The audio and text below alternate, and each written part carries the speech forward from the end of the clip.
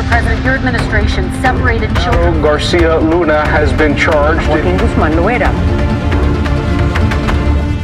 Entre Washington y México, por Jesús Esquivel.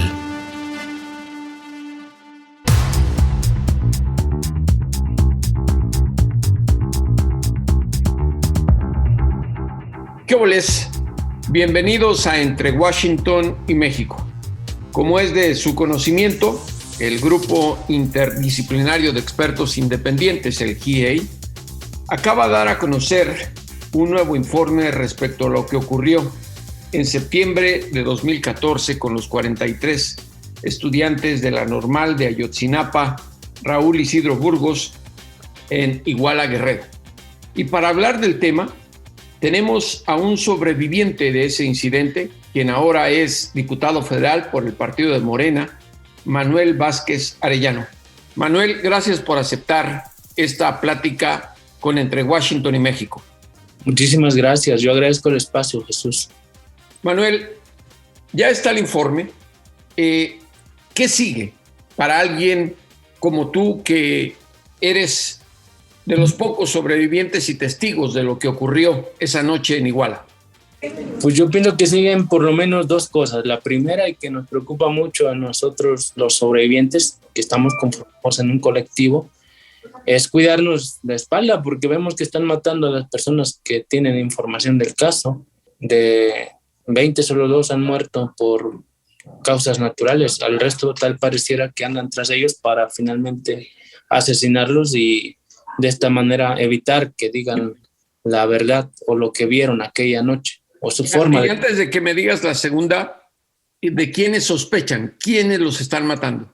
Pues podrían ser fuerzas federales todavía dentro del gobierno, no de la Cuarta Transformación obviamente, sino pues de las burocracias anteriores, tanto de la Fiscalía como de algunas otras instancias que se encargaron de manipular y de realizar la verdad histórica y que quieren tapar. ¿El Ejército y la Marina? Todo esto. Puede ser elementos del Ejército que no estén tan conformes con que las investigaciones finalmente los estén tocando un poco a ellos. ¿Y cuál es la segunda? La segunda, pues es que el tiempo nos ha dado la razón a los sobrevivientes, a las familias, al movimiento social, toda esta propaganda que se hizo en contra, diciendo que ya chole con Ayotzinapa, que ya lo superáramos. Finalmente, pues podemos decir que no tenían razón y que por lo tanto pues la justicia, aunque todavía no llega en su totalidad, pues viene como por pedacitos, ¿no? Por partecitas muy pequeñas que son satisfactorias y llenan de esperanza. Manuel, el informe del GIEI, para muchos que hemos seguido de cerca el tema, tiene lo que todo el mundo sospechábamos, la participación del Ejército. Sorprendió lo de la Marina, obviamente, pero había quienes habían incluso hablado al respecto. Teniendo esto como base de lo último que se ha dado a conocer, ¿cuál para alguien como tú y los familiares de los 43 debería ser la lógica del gobierno federal, más allá de intereses partidistas? Y lo digo porque tú eres parte de Morena, el partido del gobierno del presidente Andrés Manuel López Obrador, pero aquí se trata de un tema emblemático de violación a los derechos humanos y aquí no importan las afiliaciones políticas, importa la verdad y la justicia. Sí, tiene que insistirse en que el Ejército y la Marina brinden la información necesaria. No tuvieron que pasar 3 años, Jesús. Desde el 1, 2 o 3 de diciembre de 2018, el presidente emitió un decreto en el cual instruía a todas las dependencias del Estado mexicano a brindar la información para que se esclarecieran los hechos de Iguala. Pasaron 3 años, tuvo que dar un manotazo en la mesa al presidente para que finalmente mandos de la Marina y del Ejército pues no esquivaran este decreto, esta instrucción. No sabemos qué va a pasar en adelante, pero quisiéramos que el presidente de la República, la Fiscalía, nosotros los legisladores, el Poder Judicial, todo el mundo se aprestara a brindar las informaciones necesarias o los mecanismos necesarios para que se esclarezca el caso. Manuel, si te quitas la vestidura legislativa un minuto y te pregunto, por lógica, y tomando en cuenta la impunidad que ha habido en el asunto, ¿no debería el presidente lanzar directamente como presuntos responsables por ser los mandos, tanto de la Marina como del Ejército, al almirante Vidal Francisco Soberón Sáenz y al general Salvador Cienfuegos Cepeda? Indudablemente, yo más que como legislador, en el caso de Ayotzinapa siempre voy a hablar como un sobreviviente y como un activista. Y son Cienfuegos, es Peña Nieto, es Murillo Karam, es Tomás Herón de Lucio, es el almirante de la Marina los que deben rendir cuentas en primer lugar. Los videos y la misma evidencia lo señalan clarísimo. Nadie más pudo estar al tanto de esas informaciones.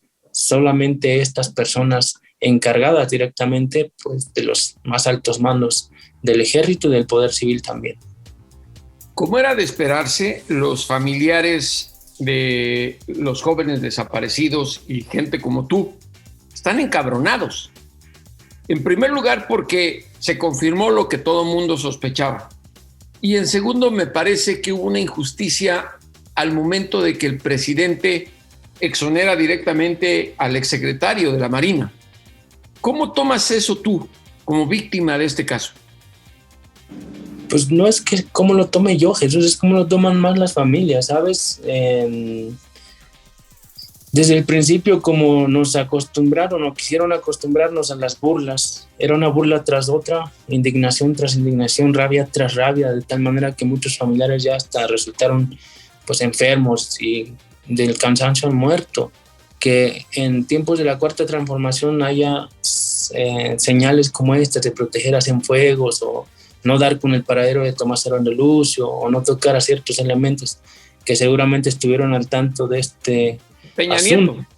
Peña Nieto, por supuesto. Este plan, ¿cómo se llama? Este convenio transeccional, ¿no? Este pacto que hay todavía en el cual, pues, déjame gobernar en paz, tú vete en paz, no te voy a tocar, yo estoy viendo solo hacia adelante. Tampoco es tan sencillo para las familias en general, no solo de los 43, sino de las miles de familias de personas desaparecidas, que no necesariamente están buscando perdón, están buscando que se haga justicia, como decía en aquel tiempo el mismo Peña Nieto, tope donde tope, y si topa con Peña Nieto, pues ahí mero, o sea, él tiene que rendir cuentas. Lógico es que topa con ellos. Me refiero a Peña Nieto, Herón de Lucio, el exsecretario de Gobernación, Miguel Ángel Osorio Chong, el cansado Jesús Murillo Karam.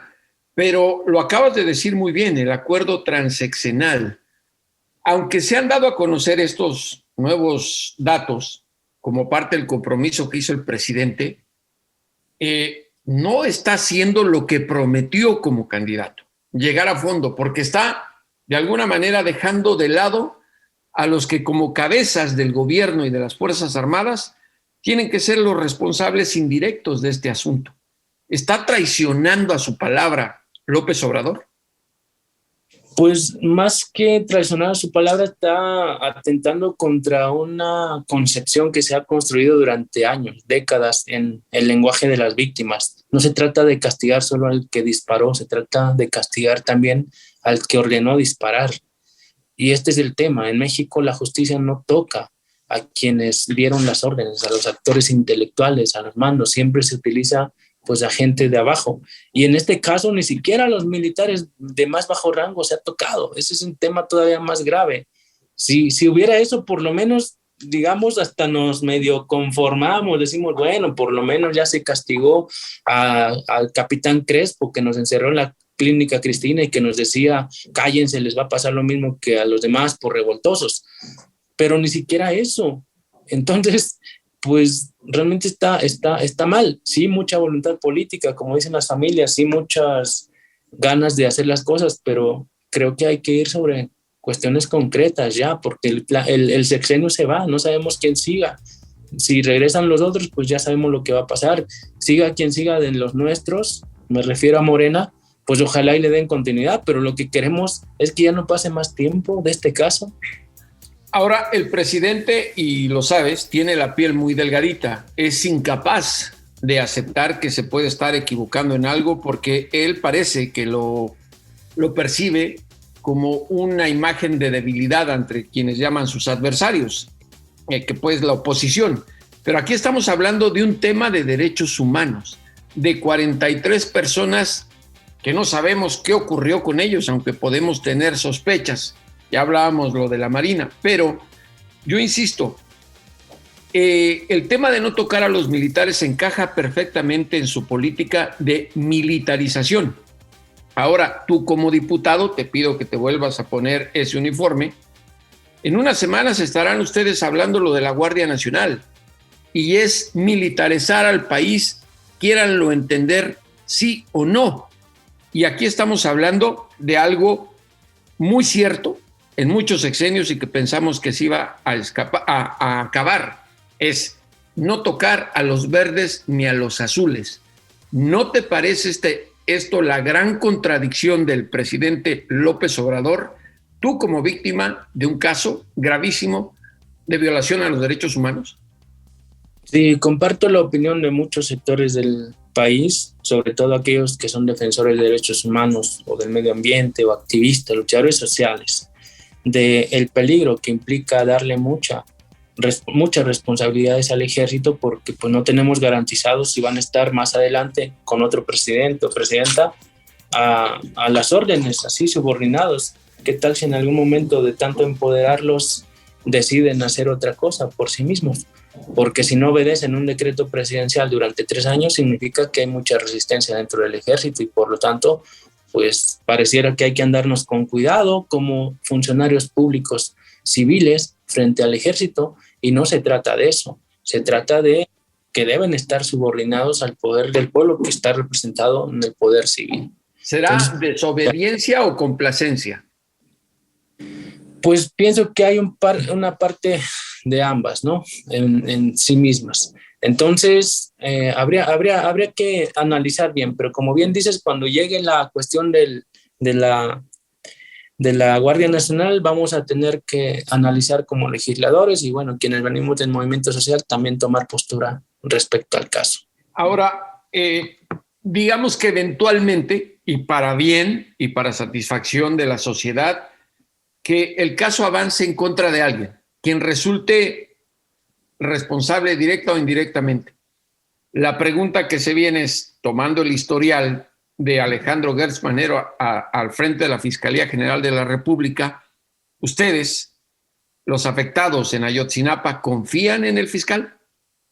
Pues no se trata de confianza, yo lo he dicho, lo han dicho las familias durante todo este tiempo. O sea, se le da un voto de confianza al presidente, pero eso no significa que van toda nuestra confianza en él. Al final es el representante del Estado mexicano y tiene que rendir pues cuentas respecto a los casos con los cuales se comprometió, y aun cuando no se hubiera comprometido, es su responsabilidad dar cuenta de la verdad de los hechos, independientemente si fue él o no fue él, si fue un fiscal o no fue un fiscal. No se trata de dar la confianza, confiamos en la fuerza que tiene el movimiento social, en la sociedad mexicana que ha despertado y en la presión que ésta puede hacer para obligar a sus representantes, a sus funcionarios, a sus servidores públicos, todos, independientemente de cuáles sean y de qué partido provengan, a cumplir con sus obligaciones. Y la obligación del fiscal es resolver este caso. Y te lo decía por esto, porque Cienfuegos Cepeda ya fue exonerado por el fiscal después de que fuera detenido en los Estados Unidos. Y está claro que el presidente López Obrador no va a tocar ni a los azules ni a los verdes en este caso. Y bajo esa sombra de protección, tenemos un fiscal bastante lento en los casos, bastante propio en temas que le interesan a él o familiares. La justicia no está llegando, por eso te preguntaba si confían ustedes en él, más allá de lo que me explicaste, porque el presidente sigue confiando y protegiendo a un fiscal que no le está funcionando al país como se esperaba. Ese es un tema muy complicado. Yo personalmente y muchos compañeros nos esperábamos que así como hubo cambios a mitad de sexenio, pues también el fiscal fuera uno de ellos, que ya no estuviera los últimos 3 años del sexenio del presidente.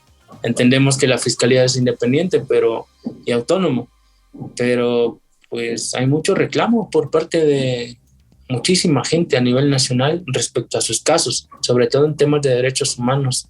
No está funcionando adecuadamente la fiscalía. Ahora, ¿tú crees que precisamente por la morosidad del presidente, por las palabras que ha expresado el caso después de que el GIEI dio a conocer su informe, existan personajes como Murillo Karam que salgan a decir aquí estoy y que se sientan pues de alguna manera protegidos por ese acuerdo transeccional que, como tú lo mencionaste, puede existir o no? Y lo mismo con el expresidente Enrique Peña Nieto, quien sigue viviendo pues como multimillonario y riéndose de todo este asunto porque no lo va a tocar el presidente. Pues podrá no tocarlo el presidente, podrán no tocarlo las instituciones, pero abajo, acá entre la población, poco a poco se sabrá y quedará evidenciado que unos protegieron a otros, que la justicia no llegó por complicidades, pero que al final de cuentas supimos, dijimos, hicimos, protestamos, nos indignamos y nos solidarizamos con las personas que lucharon en determinado momento. Eso creo que nadie podrá quitarlo también, y eso hay que reconocérselo al movimiento de Ayotzinapa. Manuel, ¿tú crees que si se termina el sexenio no se fincan responsabilidades y gente como Peña Nieto sigue gozando de esa libertad y tranquilidad, lo mismo que Murillo Karam y Cerón de Lucio escondido en el Medio Oriente, quedaría López Obrador como corresponsable de esa impunidad en el caso Ayotzinapa? Pues eso lo va a tener que determinar el discurso, la narrativa de los movimientos sociales. Y créeme que esa es la narrativa ya en parte, en buena parte. Entonces, pues yo apelo a la voluntad del presidente, a la objetividad del mismo para que, pues, y a la de Encinas y otros funcionarios que están al frente, para que, pues, trabajemos más duro. A mí también me toca hacer mi parte. Ayer inscribí un punto de acuerdo en el cual se exhorta a la Fiscalía y a las fiscalías correspondientes al Ejército y la Marina para que sigan brindando información. Y bueno, todo el apoyo internacional que está dando la Comisión Interamericana y el Grupo Interdisciplinario de Expertos Independientes también es muy importante. Ahora, mencionaste al inicio de esta plática el tema de los sobrevivientes que han perdido la vida y las sospechas que tienes.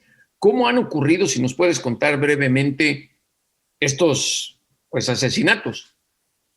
No, menciono que el GIEI reportó el asesinato de personas clave y que, por lo tanto, al ser esas personas clave, pues los sobrevivientes tenemos miedo de que nos llegue a pasar lo mismo. Pasar algo, efectivamente. Porque somos los que vimos al ejército aquella noche, reconocemos, si los vemos, al capitán Crespo y a algunos otros en la noche de Iguala. Entonces, no sabemos, o sea, para nosotros es contundente en este caso el informe y pues nos pone los pelos de puntas, porque si bien recuerdan, la Comisión Interamericana designó medidas cautelares para las familias y estudiantes. Pero los sobrevivientes ya no somos estudiantes, ya no estamos en la normal de Ayotzinapa. Ahora, hay otro aspecto que sigue siendo una gran interrogante. No sabemos hasta qué punto la información que intercambió el gobierno de México con el de Estados Unidos respecto a lo que tiene que ver con el narcotráfico, presuntamente involucrado en este caso, y con los servicios de inteligencia que se han hecho al respecto. El informe de la DEA, por ejemplo. ¿Qué sabes de esto, Manuel? Pues es una línea de investigación que yo pienso que hay que seguir. Ni siquiera el GIEI ni la Fiscalía han llegado a una conclusión. Pienso que esta información pues debería también ser dada a conocer, no solo por el antiguo CISEN, el Ejército, la Marina, sino también por las grandes empresas telefónicas. Creo que ahí está la clave, lo dijimos desde el principio, la geolocalización, la retención de datos, tanto de los chavos estudiantes que fueron desaparecidos como de las personas que participaron. En un informe de hace algún tiempo, Encinas había dicho que habían ya revisado cerca de 80,000 llamadas aquella noche, pero no han llegado a una conclusión. Y con esto del trasiego de drogas hasta Chicago y algunos otros estados de Estados Unidos, pues también debería ahondarse en esta información, porque claro que participó el ejército, participó la marina, pero también participó el narcotráfico en colusión con algunos de ellos. Van ya más de 7 años desde ese trágico incidente y pareciera que el proceso va a cuentagotas. De no ser por el GIEI y las presiones que ellos ejercen en las autoridades y el compromiso de palabra de López Obrador, aun cuando ya sabemos lo que sabemos hasta ahora, esto sigue siendo muy poco, sigue inconcluso el tema. Para ti, para concluir esta plática, Manuel, que te agradecemos mucho, ¿cuál debería de ser el resultado? ¿Con qué puntos específicos, con qué cargos o a quiénes se les debería responsabilizar, nombres y apellidos, de esta gran tragedia y caso de violación de los derechos humanos en México? Pues debería terminar en primer lugar con sentencias firmes hacia elementos del ejército mexicano, con señalamientos muy claros, ya sea por omisión o por actuación de los altos mandos del mismo, hacia Tomás Herón de Lucio, que fue uno de los principales arquitectos de la verdad histórica, Murillo Karam, que bueno, pues nos hicieron una tragedia doble, porque primero nos desaparecen, luego encubren y crean una versión oficial que agrava aún más la situación, y estamos donde estamos. Peña Nieto también debe ser señalado, ya sea por complicidad o por simple omisión. Veríamos qué es lo que pasó ahí. Y claro, pues también con saber exactamente qué pasó con los compañeros, a dónde se los llevaron, qué hicieron con ellos, y pues la reparación del daño a las familias. Tú eres de las personas que sospecha que el general Cienfuegos y el almirante Soberón saben qué ocurrió con tus excompañeros.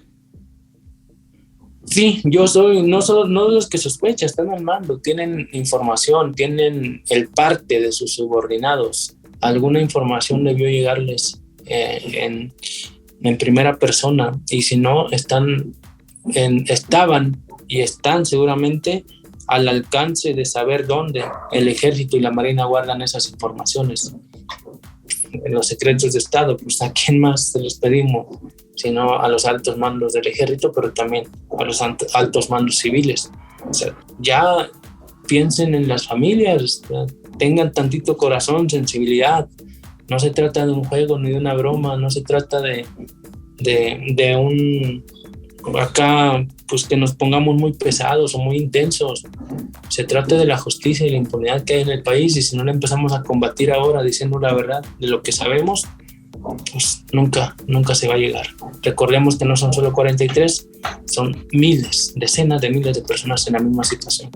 Manuel Vázquez Arellano, diputado federal por el Partido de Morena y sobreviviente de Ayotzinapa, gracias por estos minutos que nos cediste a Entre Washington y México. Muchísimas gracias, Jesús. Hasta la próxima.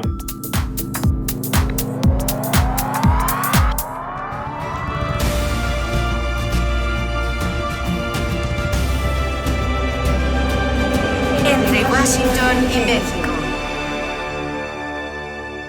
Volvemos. Pucha Play con Gonzalo Lira.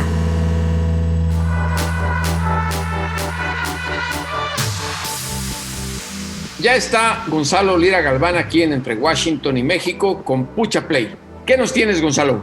Hola, Jesús, así es, llegó el momento de hablar de las series, del cine, y esta vez hablando de verdades históricas. Me gustaría asomarnos. Curiosamente, creo que cuando hablamos de la realidad de nuestro país, hablamos de los documentales. Ya he hecho yo este comentario, que además el cine documental mexicano es bastante bien recibido alrededor del mundo, a pesar de que lo nutren en su mayoría historias espeluznantes.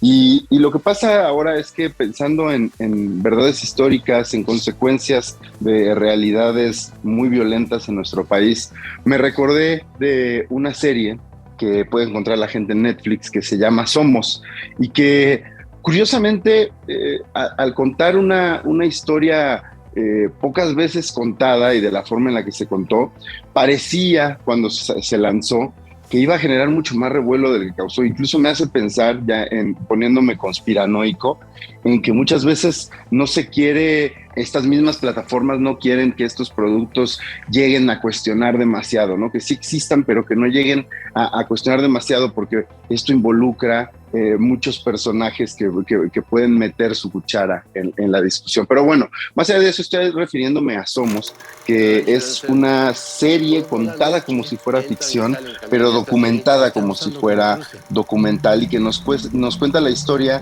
de un pueblo en Coahuila, Allende, en el cual toda la población desapareció después de una serie de jornadas y de actos violentos. Lo que es muy interesante de esta serie es que nos cuenta las historias de los personajes que habitaron ese lugar a través de la ficción, o al menos a través de actores y actrices, pero que esta reconstrucción viene de un trabajo bastante interesante de Fernanda Melchor y de un grupo de documentalistas y de historiadores que se especializaron en esta historia en particular. Y lo traigo esto a colación porque pensar en una realidad ficcionada no le quita el término de ficción, ¿no? No le quita el término de que sea algo manipulado para servir alguno u otro interés, que no necesariamente es un interés malvado.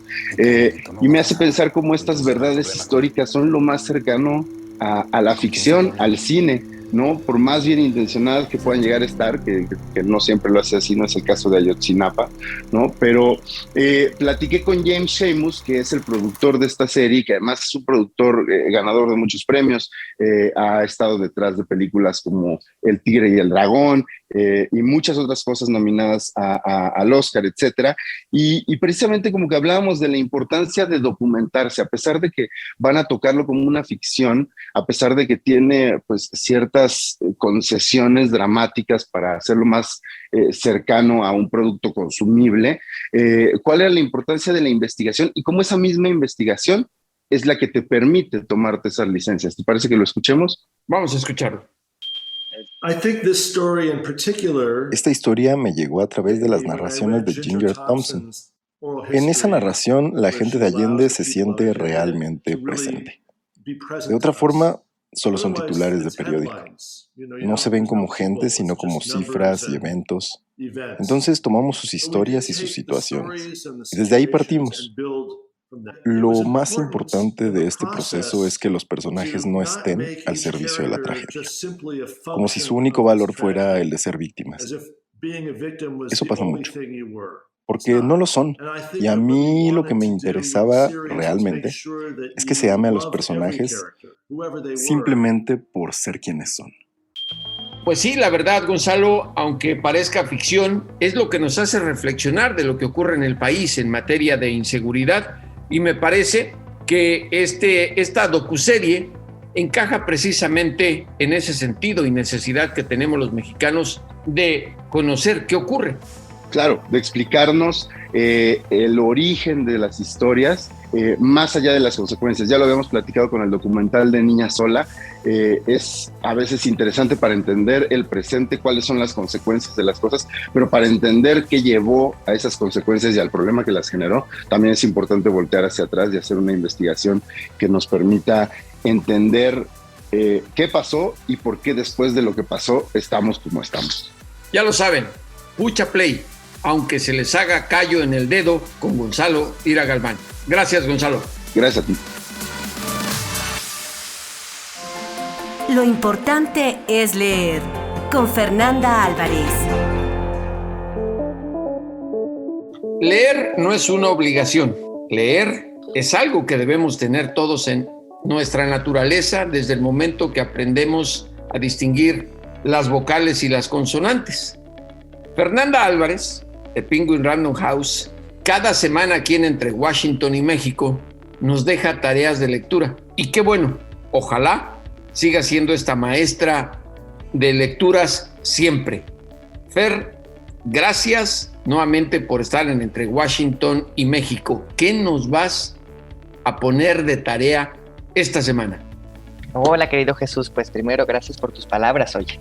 Te va a salir como pavo real aquí. Pero bueno, les traigo, como siempre, 2 novelas. Digo como siempre porque siempre digo que son grandes novelas, pero la verdad es que no recomendaría si no me gustaran. Eso está claro. Y de gustos distintos. Una, para aquellos amantes del ajedrez y a los que les gustó también Gambito de Dama, sacamos una nueva novela que se titula La Diagonal Alekhine, de Arthur LaRue, que él es un autor francés, parisino específicamente, y justo lo que se pone en la mesa pues es la vida de este gran jugador de ajedrez o ajedrecista que fue Alexandre Alekhine. La verdad es que yo soy ajena al ajedrez y por supuesto no conocía al personaje. Tú eres de dominó. Yo soy un poco más de dominó, sí, la verdad es que sí le entiendo mejor. Tampoco es que sea yo ninguna atagura, no piensen ustedes. Pero el ajedrez sí me queda lejos.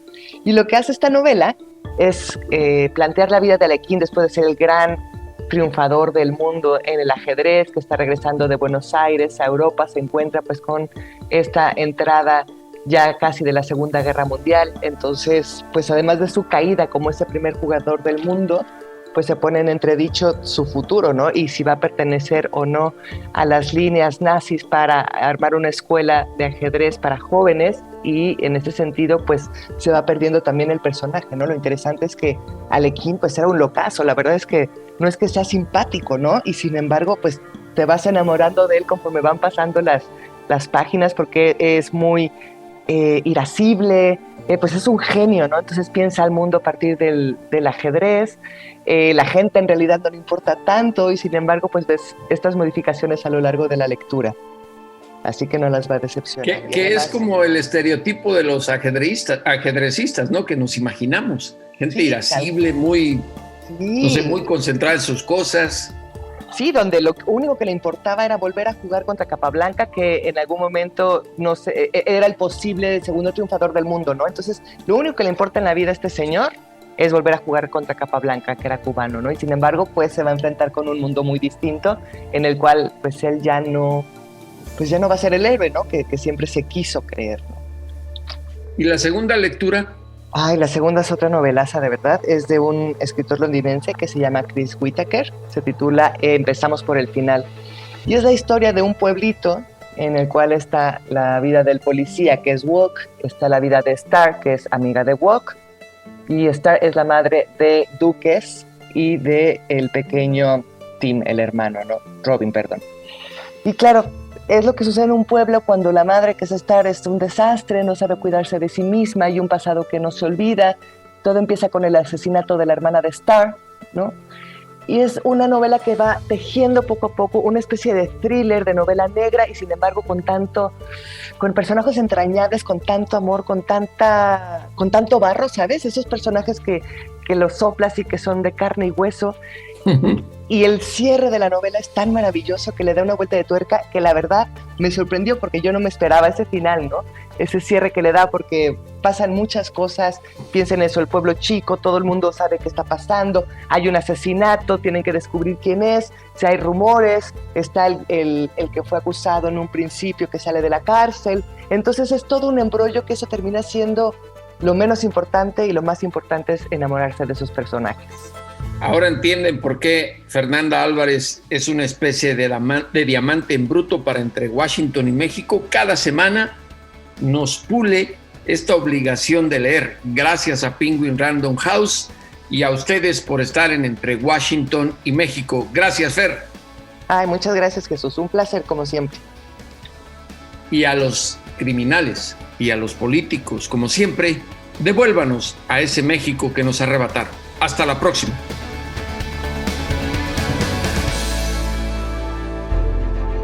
Esto fue Entre Washington y México, una revisión semanal por la agenda bilateral y sus protagonistas.